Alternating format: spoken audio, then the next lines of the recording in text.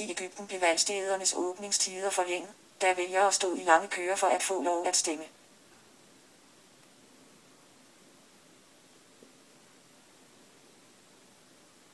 Stemmeurnerne ved det første parlamentsvalg efter den revolution, der væltede præsident Hosni Mubarak i februar.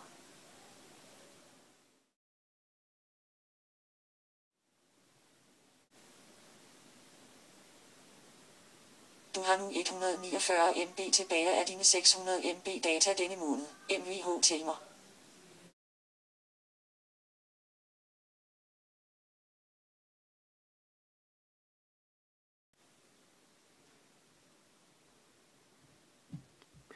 Jeg skal skrive en stor opgave, men det er svært at skrive.